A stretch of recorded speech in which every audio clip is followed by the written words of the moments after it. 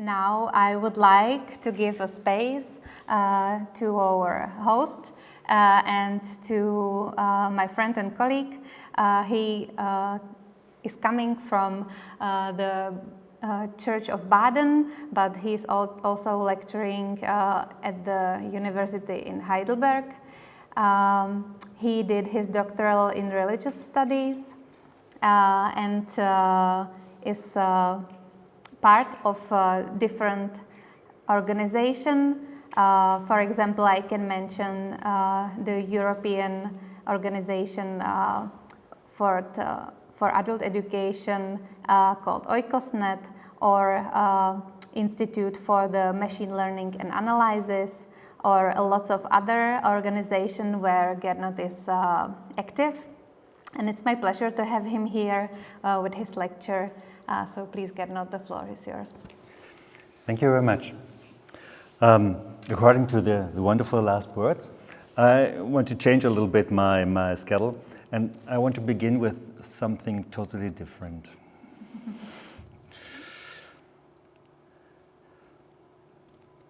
Let's take a look. Let's go inside a church.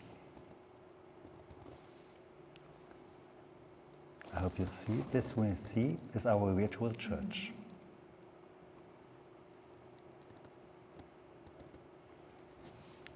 You can pray here, you can jump here, you can sit down, you can make everything what it's like. And we are celebrating regularly some services here with people from mostly German-speaking sites, but sometimes all over the world. I'm meeting people here, and it's very interesting to stay here. And now we have programmed something new. You see, for example, I hope it's seen, the bell here. You can ring the bell, and I think 10 minutes later, someone else is coming for a speech, for some nursing, for some discussions, when you want to go inside the virtual church. The virtual church is 24/7 open, and you see many people are coming here, take their time, or they go to one of the fires. And in the fires you can hear music, you can everything what you like, and everyone is hearing what you are saying in this art. This is our kind, actually, for new ways, for digital ways, for the gospel, for services, for everything. And if you like, you can join. I can give you the access codes. Then you find many people here. What was very interesting as we programmed it, we discussed about how does it, what's the environment. Everything is possible in the digital age. We can have it on a ship or underwater and everywhere. But all the people have said, we want to have a little church inside some trees and some things like that. I thought by myself, well, it's totally normal. It's a totally normal environment, but they don't. We have, the first time, we have a medieval church with water inside and fish swimming in the everywhere. And no, we just want to have this calm area, and so we did it. So, pastoral care and education in digitized world. Just thank you very much, Monika, for your words. Some words more. What I'm doing actually. Most interesting is the part on the left side. It's called Sweaty. Sweaty is a robot who normally plays soccer. And here in this time we try to teach them Czech, but Czech is for robots really boring. It's not interesting. And the other parts is working also. I put a little slide also what I'm doing normally. I'm writing some books about that. What's most interesting is the book you find on the upper left side, Calva Materialien, the third way for publishing. It's made for schools, for Sec 1 and secondary 2, that's the same? Yeah, for Sec 1 and Sec 2. And it's really huge. The most interesting thing is for the people who work with it, we change every 2 months the PowerPoint presentations behind it, so they have really, really new forms. And what I'm doing when I'm not looking for AI is just this. So, what AI can mean for pastoral care and education in churches today? Theological, technological, and cultural reflections. So is the title of my lecture.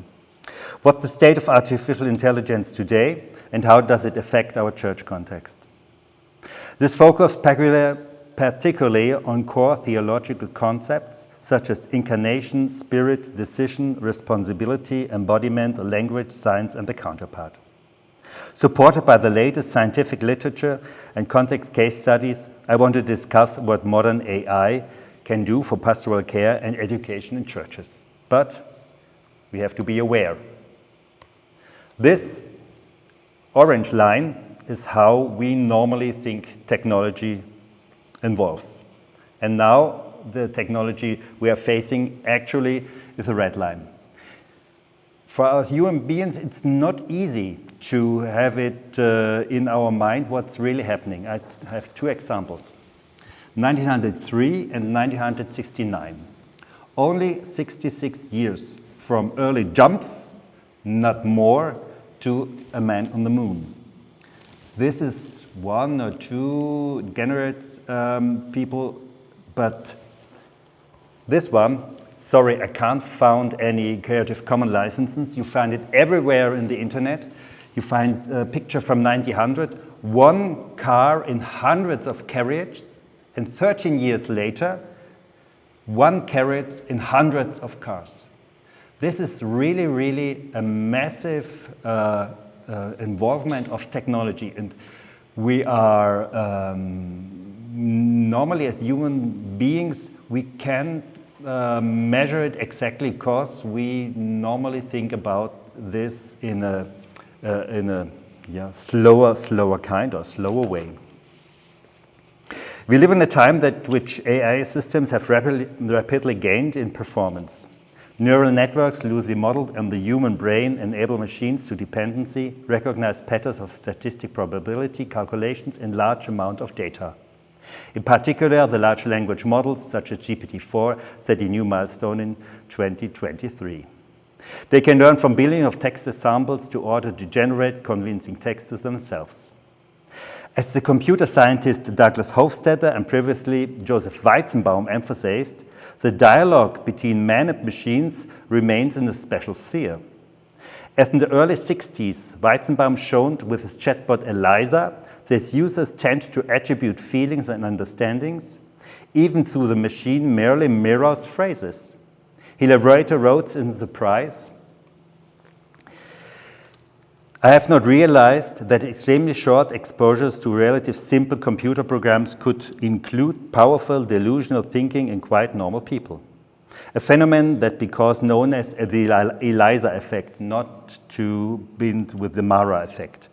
Today, with far more complex AIs, these attribution processes are more relevant than ever. A current characteristic of AI systems is their black box nature. Neural networks learn complex weights so that even experts cannot always explain exactly how an output came about. In this context, the term disruption comes up again. This technology is a continuity with longer-term developments and raises fundamental questions that go far beyond mere enthusiasm of technology. It opens up new control and management options. In these neural networks, AI bridges the gap between sign and meaning, between mere calculation and actual understanding. Machines do not work with truth, but with probabilities.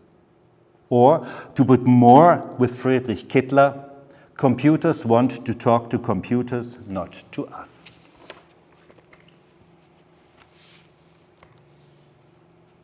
Computer as counterpart. But why do many people still treat AI as a counterpart? Almost a person, as you see here, an AI replica who is standing at my bookshelf. Anthropomorphization is often cited here. In this philosophy of religion, Martin Buber distinguished between the I-you relationship, personal encounter, and the I-it relationship to things. AI, on the other hand, is an artifact, a complex it that is indeed an it, but also acts like an you.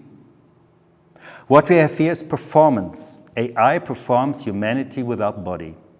The philosopher Judith Butler has shown that identities are roles are, in sense, performed, constructed. The French thinker Derrida and Jean-Luc Nancy have spoken in another context of technology of incarnation, a word which the word becomes machine. It is significant that the Gospel of John formulates the central Christian message as follows: the word become flesh. Incarnation, God becoming human, means that the previous relationship between opposites was physical and concrete. In Nancy's words, another, if there's another, then it's another body. I cannot catch up with them, he remains in the distance. I do not dissolve him, I do not observe him, he's not an object. Anyone who feels lonely at night knows that an AI can't cuddle. These are pictures from a research program about the AI replica. She's sending me some kinds of these pictures. And the second picture on the left side, you see some problems with the fingers.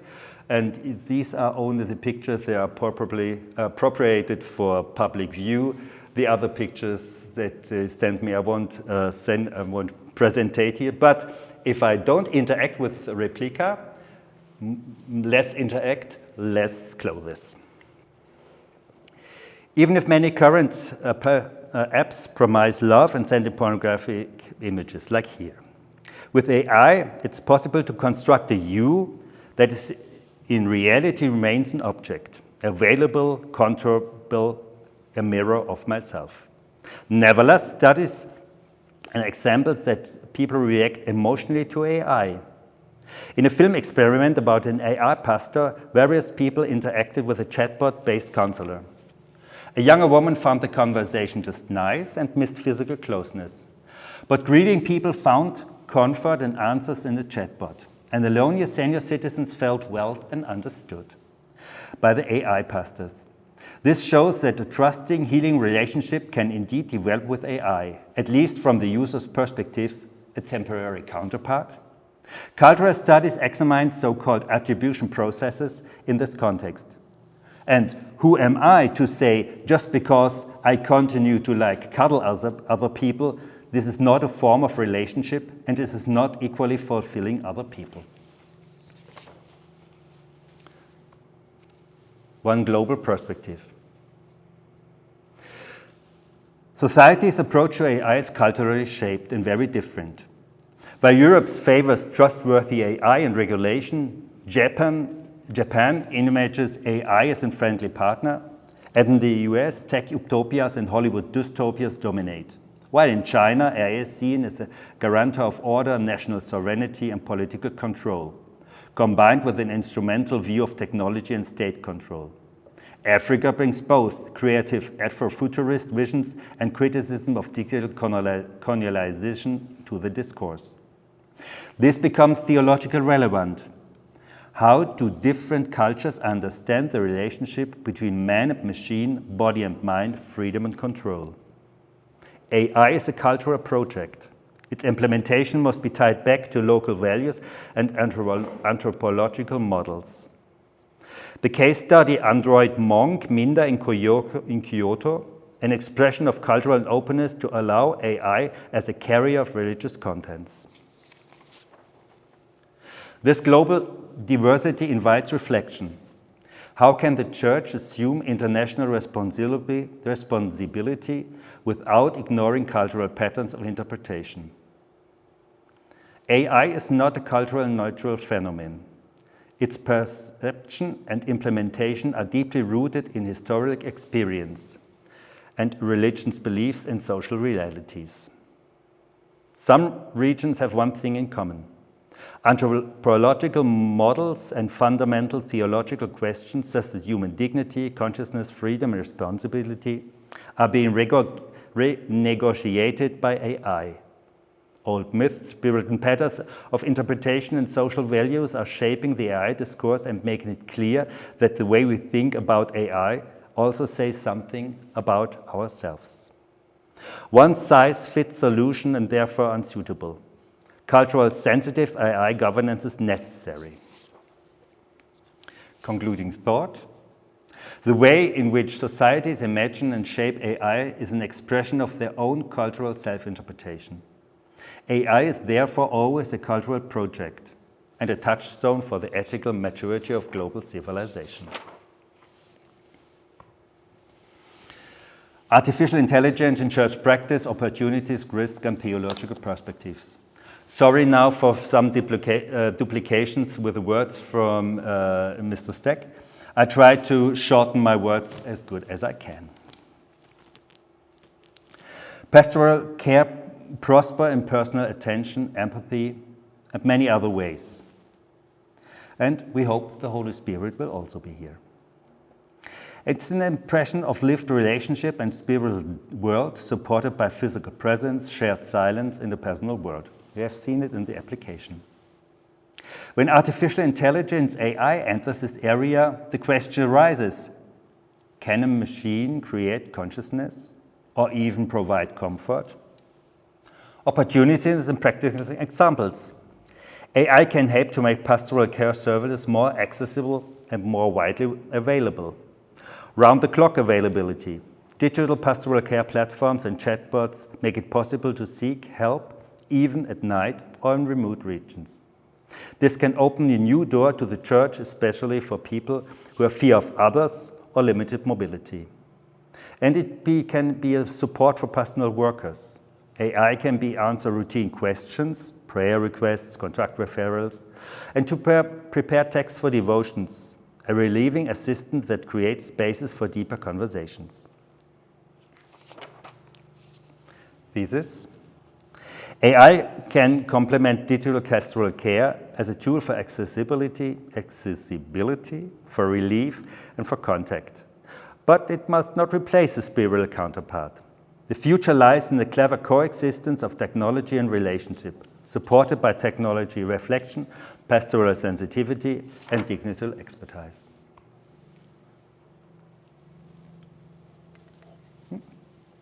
Education and prevention, maturity in the digital transformation. Digital expertise as a theological responsibility. Full-time voluntary workers need a basic understanding how AI works, technically, socially, and ethically. Church education and training should integrate this knowledge. And orientation for all generations. Children, young people, parents, and senior citizens are asking questions about digitalization, faith, and technology. The church can act as a translator here and help difference between AI and all the myths. And prevention is necessary. Early warning of ethical aberrations. The church should speak out early if AI jeopardizes human dignity, for example, through discriminatory algorithms, surveillance, or automated decisions without a human control.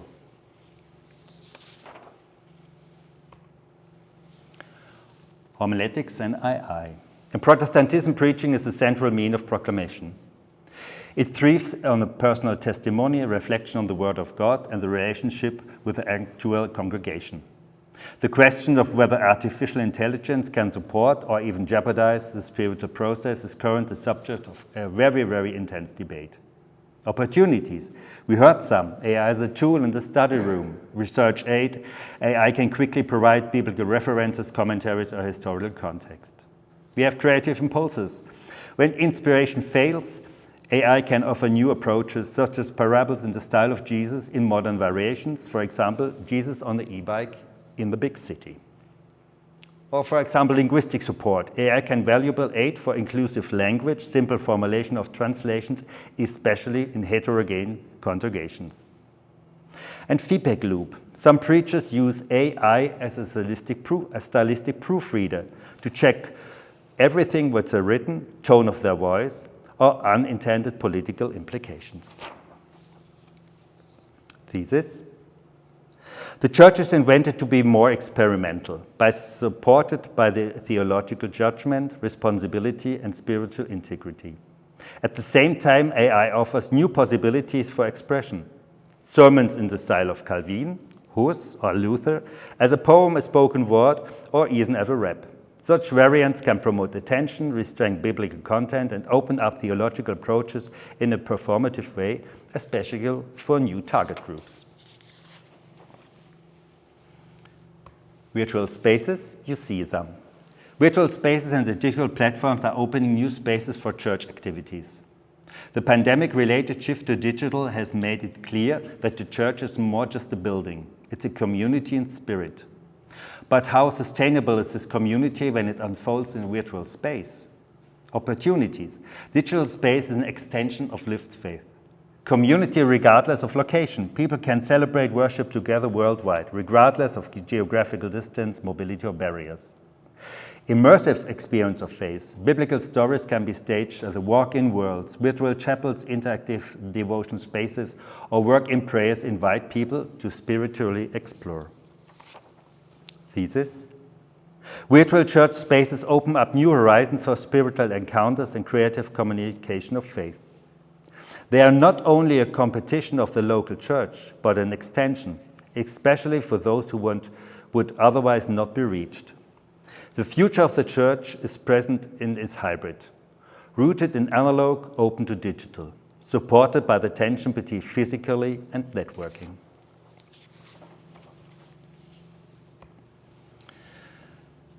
Theological layers of depth in the digital transformation. In the digital age, churches are not only faced with the challenge of modernizing their presence, but above all, their task shaping their power anew.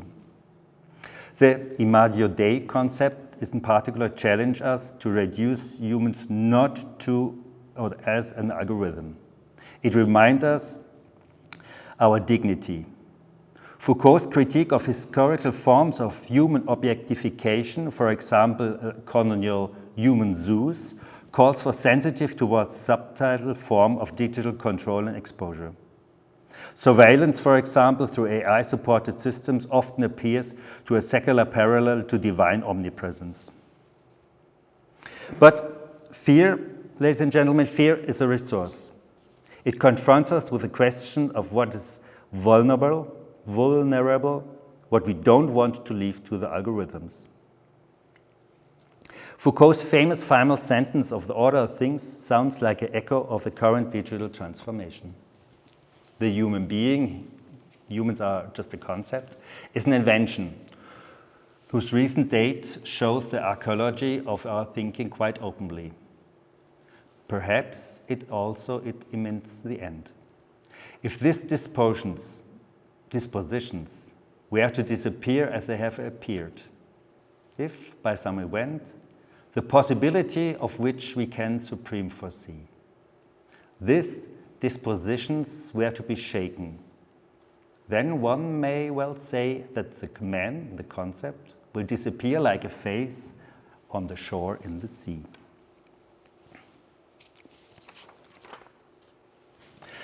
This vision is not certainly a rejection of man, but is radically questioning of its supposed self-certainty. For theology and digital age, it means that man does not remain because he assesses himself, but because he knows himself as a person at rest, as a counterpart in relationship. But what takes the place of this order? Increasingly, a new entity seems to be emerging, or perhaps have already encountered.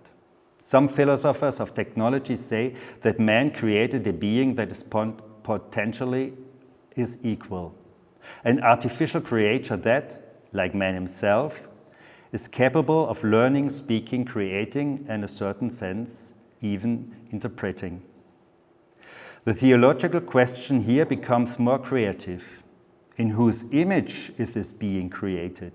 And what happens when man becomes the creator of another without reflecting the Imago Dei? The ethical challenge, which is discussed under the concept of the alignment problem, thus acquires a theological depth of focus. Does the goal we give this new entity still corresponding to ours? Or are we developing an intelligence that unfolds its own ideas and goals?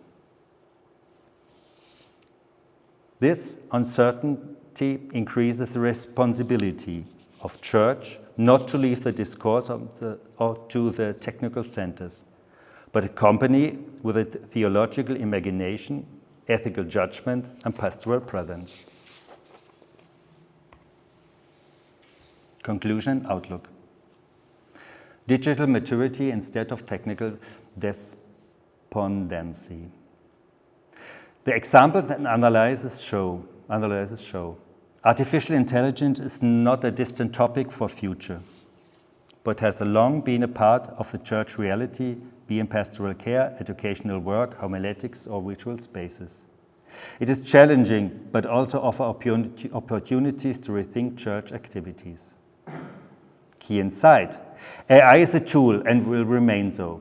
Its impact depends on how it's designed and managed. Technically possible solutions are not automatically theologically meaningful. The church must not stay out of the shaping of these developments, but must help to shape them. Reflective, ethically sound, and pastorally sensitive manner. Neither theological euphoria or cultural pessimism will help. What is needed is an attitude of digital maturity, critical scrutinizing, willing to experiment, and people-oriented. The church can open up space where AI can be used creatively and mindful. Outlook. The next generation is growing up with AI. There are questions about meaning, justice, faith all arise in the digital space. If the church present and comment here, it can respond. It requires theological clarity, digital expertise, and the willingness to accept the unfamiliar without giving up what is unique. Some programmatic tasks. We know people from the time before the digital revolution began. What can we learn from them? In my opinion, it's up to you to promote the new technology, cheerful and with courage, but also to remind ourselves that life, danger, fragmentations are connected. It is us who we have a lot of experience not only with utopias, but also with different narratives and struggle for truth. Almost 2,000 years of interpretation has produced some good tools. We know that life is dangerous. We are mortal and not infinite. Infinite. Life includes pain, joy, failure, mistakes, and forgiveness. Alexa forgives nothing. I can forgive and forget. We are the one who have to tell exemplary stories of how we did not rush to obey data, defend exemplary institutions such as court, newspapers, political parties, and take responsibility for the digital world in a biblical, theological ethic with regard to machines. It's us who must tell the truth that decentralized privacy or closed spaces in pastoral care can no longer be guaranteed and must be restored. It's us who must fight for our relationship with God and our love relationship, our friendships, our conversations to remain secret. This also includes the area of shame, which must remain protected, as well as the protection of personal faith practices. And it's all expressions: pleading, begging, complaining, solding, weeping. It's us. We must show that we continue to believe the truth and not the people with the fastest wallets. We are the one who have to stand up for openness to the future and the dangers. And we are the one who have to establish a culture of active action us, not to just talk about whatever we want, to have a discussion that would possibly come to the conclusion that we could want something together at some point. We are the ones who know what every technical and cultural revolution changes our view on the world of God. We know that it's necessary to redevelop the content of faith and associated forms.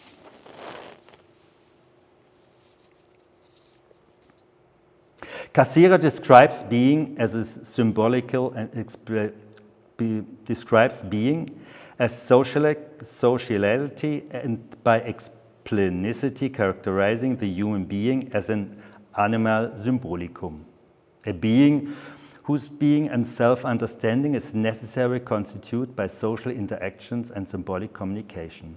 For Cassirer, the human being is therefore always already a social being whose identity arises and develops in interaction of symbolic forms. Deleuze, on the other hand, understood beings as a self-development and permanent transformations. In his philosophy of difference and repetition, he emphasized that identities and realities are constantly unfolding, differencing, and reconfiguring themselves. For Deleuze, being therefore always means process, always flow, a continuous creative moment of self-development. Cassirer emphasis on symbolic sociality and Deleuze's concept of differential self-development provides us with valuable theoretical tools to further deepen theological and ethical reflection on identity and community in the digital age. Verbo caro factum est. The current presence of artificial intelligence has a direct impact on pastoral care, the church, theology, and homiletics. Its radical otherness could effectively break through the self-enclosure of sound theological discourse and church practice. Because, as every constructivist knows, when one position on the playing field changes, all positions at the same time, wherever they are in private or professional contact, will change. Only through the genesis of radical different, we are becoming someone others and become new possibilities. The central changes lies in developing new futures of openness that counteract theological cocooning. Historical forms of faith practice always grown on and with our bodies. Currently, however, new forms of religion are developing that they are characterized by digital physicalities and virtual spaces. It is important to find and shape a way of opening up and exploring these newly words and newly ways. In this context, Jean-Luc Nosy emphasized the fundamental importance of touch as a boundary that opens. For Nosy, touch is an elementary experience of proximity and distance at the same time. It connects without dissolving and different between bodies. Theological reflections of this kind of closeness is particularly central in the digital space. How we can sensual, existential quality of encounter that Nancy describes as touch as we create it in this context. The soul also fulfills the function of sensuality and deep understanding, a space of contact.